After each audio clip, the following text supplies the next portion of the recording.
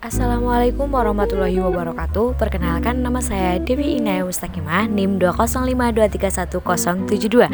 Di sini saya akan menjelaskan sedikit materi mengenai kebijakan fiskal dan kebijakan moneter yang diampu oleh Ibu Rizky Ayunintias Putri SEME. Oke, langsung saja ke materi yang pertama, yaitu mengenai kebijakan fiskal. Kebijakan fiskal adalah penyesuaian dan pendapatan dan pengeluaran pemerintah seperti yang sudah ditetapkan anggaran pendapatan dan belanja negara atau APBN. Hal ini untuk mencapai kestabilan ekonomi yang lebih baik dan pembangunan ekonomi sesuai rencana pembangunan yang sudah ditetapkan pemerintah. Instrumen utama yang digunakan dalam kebijakan fiskal adalah pengeluaran pemerintah atau belanja negara dan pajak. Oke, yang selanjutnya mengenai tujuan kebijakan fiskal. Yang pertama, meningkatkan produk domestik bruto atau PDB negara dan PDB per kapita. Yang kedua, bisa mengontrol pemasukan dan pengeluaran negara dan mencapai tujuan ekonomi negara yang lebih baik. Yang ketiga, meningkatkan serapan tenaga kerja. Yang keempat, memacu pertumbuhan ekonomi negara. Selanjutnya, mengenai instrumen kebijakan fiskal. Instrumen kebijakan fiskal adalah sektor-sektor yang dimanfaatkan pemerintah guna menjaga stabilitas ekonomi makro negara. Lebih detail tentang instrumen kebijakan fiskal di Indonesia diantaranya, yang pertama, pajak. Poin pertama instrumen kebijakan fiskal adalah pajak dari seluruh sektor domestik dan luar negeri. Yang kedua, pengeluaran belanja. Instrumen kebijakan fiskal berikutnya adalah pengeluaran belanja negara yang juga bisa dikurangi atau ditambah sesuai kebutuhan. Yang ketiga, obligasi publik. Instrumen kebijakan fiskal yang ketiga adalah penerbitan obligasi atau surat utang bagi warga negara. Yang keempat, alokasi anggaran. Instrumen kebijakan fiskal yang terakhir adalah alokasi anggaran. Lalu untuk macam-macam kebijakan fiskalnya, di sini saya menjelaskan dua yang berdasarkan teori dan berdasarkan penggolongannya. Selanjutnya mengenai kebijakan fiskal itu terbagi menjadi tiga. Yang pertama, kebijakan fiskal fungsional.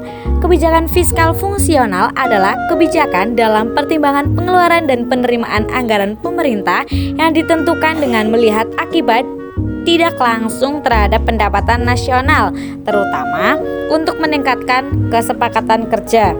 Yang kedua, kebijakan fiskal yang disengaja. Kebijakan ini adalah kebijakan yang digunakan untuk mengatasi masalah ekonomi dengan cara memanipulasi anggaran belanja secara sengaja, baik melalui perusahaan, perpajakan, ataupun perubahan pengeluaran pemerintah. Yang terakhir mengenai kebijakan fiskal yang tidak disengaja, yaitu kebijakan yang tidak mengendalikan kecepatan siklus bisnis agar tidak terlalu fluktuatif.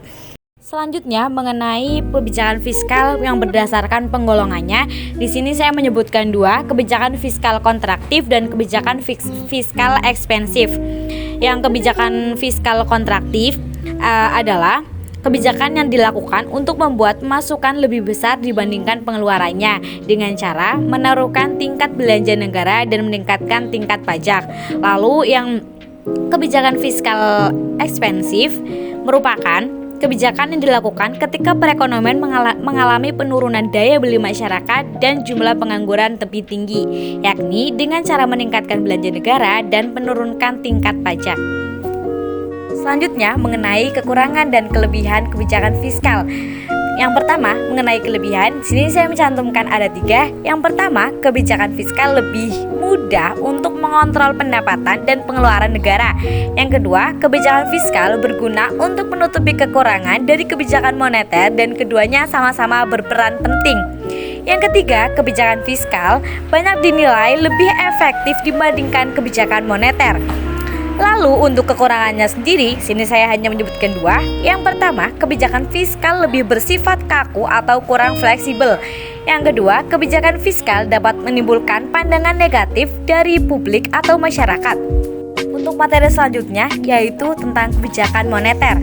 Pengertiannya sendiri dari kebijakan moneter yaitu keputusan yang diambil oleh pemerintah dalam rangka menunjang aktivitas ekonomi melalui berbagai hal yang berkaitan dengan penetapan jumlah peredaran uang di masyarakat.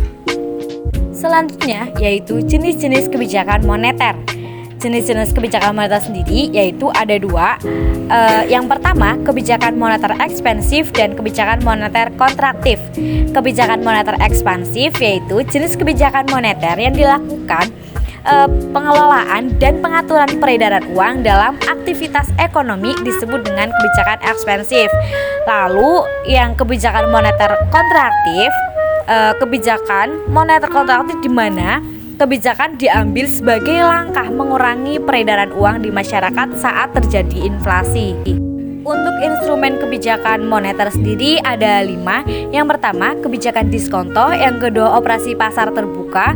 Yang ketiga, kebijakan rasio cadangan wajib. Yang keempat, penetapan suku bunga acuan.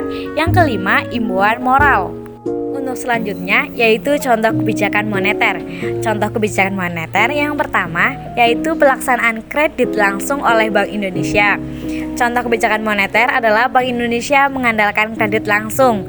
Yang kedua, penyediaan fasilitas overdraft saat Bank Indonesia membantu bank umum yang mengalami kesulitan likuiditas jangka pendek. Maka, hal ini termasuk contoh kebijakan moneter di Indonesia melalui fasilitas overdraft. Selanjutnya, kekurangan dan kelebihan kebijakan moneter sendiri. Di sini, saya menjelaskan mengenai kelebihan terlebih dahulu. Kelebihan dari kebijakan moneter, yang pertama, dapat mengatur uang yang beredar di masyarakat. Yang kedua, dapat mengatur suku bunga dan kredit bank. Yang ketiga, bersifat mudah dirubah dengan cepat karena tidak melewati birokrasi rumit. Lalu, mengenai kekurangan, di sini saya menyebutkan 2. Yang pertama, tidak selalu mempengaruhi investasi dan tabungan masyarakat. Yang kedua, menghilangkan kepercayaan masyarakat terhadap uang. Mungkin itu saja yang dapat saya sampaikan. Kurang lebihnya saya mohon maaf. Wabillahi taufiq wal hidayah. Wassalamualaikum warahmatullahi wabarakatuh.